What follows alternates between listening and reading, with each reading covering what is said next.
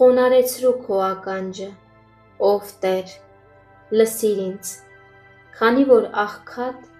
ու կարիքավոր եմ, պահիր անձս, քանի որ ես մաքուր եմ, ով իմ Աստված, քեզ հուսացող ծառայիդ դու փրկիր,